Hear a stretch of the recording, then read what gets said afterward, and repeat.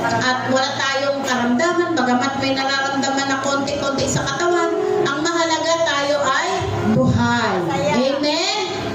At ang pangalawa na naging paksa natin noong December, yung second week, ay yung the great news in the world, yung dakilang o pinakamagandang balita sa buong mundo.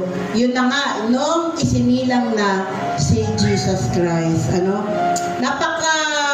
Napaka mabiyaya itong mga naging paksa natin every Sunday. Kaya yung may mga notes, yung may mga isinulat, balik-balikan nyo lang.